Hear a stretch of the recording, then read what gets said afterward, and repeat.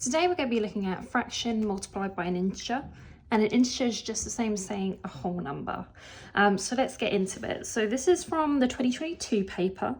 It is 4/5 multiplied by 400.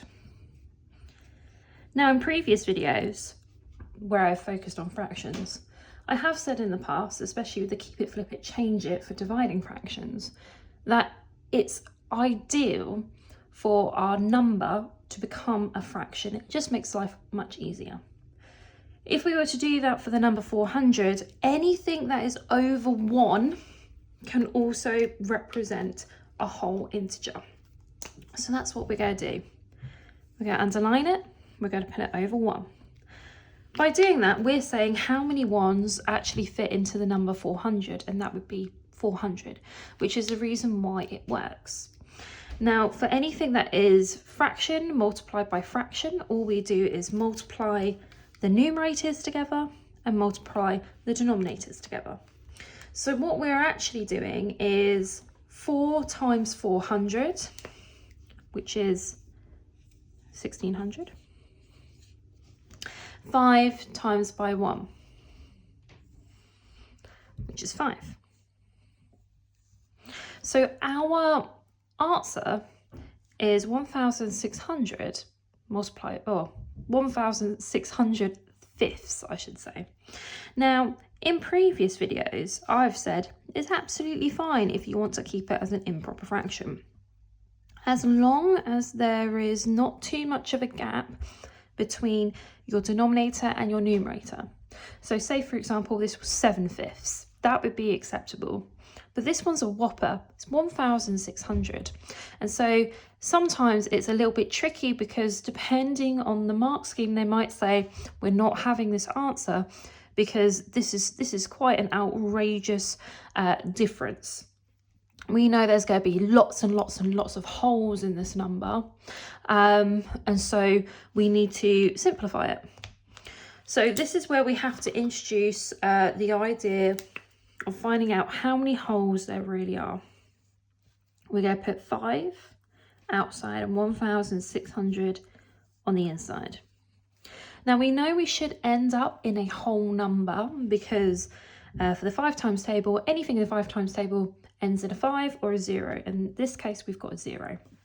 So here we go. How many 5s go into 1? None. We move that 1, it hugs it to the 6. And now we've got 16. How many 5s go into 16?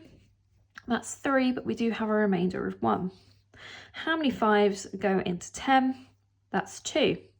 But we cannot forget this 0. How many 5s go into 0? Well, 0. And we've got nothing to carry because it's still a 0. So the answer that they'll really be looking for is 320. That's the one that's going to get you the mark. And again, like I said, it's all dependent on how the mark scheme turns out. Sometimes they accept it, but 9 times out of 10 they don't, just because this is too much of a stark difference. Okay, so just to recap, we put the whole number as the numerator over 1 as a denominator, we multiply across, and then we do a division to see how many 5s truly do fit into that 1600. So that was from the 22 paper. I'm going to give you one to do now. I'll help set it up for you like I usually do, but this one is down for you to complete. This is from the 2023 paper. It's 2/3 multiplied by 900. Okay, so your first clue is that we are going to do this for you. So it'll be your job to figure out what the denominator will be, your job to multiply across, and your job to eventually see if you can make this simplified by seeing how many holes there are. So I'm going to pause the video, you pause the video, see how you do. Please do try it, don't just skip this section, and then we'll go through the answers in just a second. Okay, so I've put an extra clue here. I'm hoping that you've paused this video by now to have a go at calculation. If you haven't, what you're doing, make sure you pause it, make sure you give it a go, otherwise these videos aren't necessarily benefiting you, giving yourself that positivity, that motivation that you need. We've got to have a bit of resilience, we've got to give it a go first. Right, let's go through this answer then, hoping you've got one on your board for the ready. So first thing we do is multiply those numerators. So 2 multiplied by 900 gives us 1,800. Already you should be getting alarm bells of going, wow, that is quite a large numerator. 3 multiplied by 1, that's still 3. Now, if we were to have this as an answer in the SATs, because the numerator and the denominator are still quite a stark difference, the chances are it will not be accepting of this answer.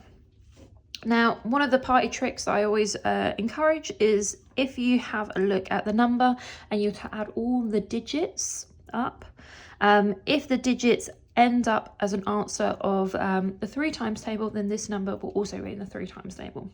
So 1 plus 8 plus 0 plus 0 is 9. 9 is in the 3 times table, so we're going to be looking for a whole number as our answer. It does tend to be this way in the SAT, so don't try and overly complicate it with things like ending up in decimals. I've rarely seen it or experienced it myself. So let's have a look at this. How many 3s go into 1? 0. But that 1 is going to cling on to the 8. How many 3s go into 18? That would be 6.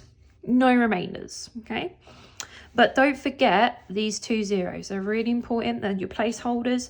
You know that no lot of 3 will go into 0, and we can do that twice.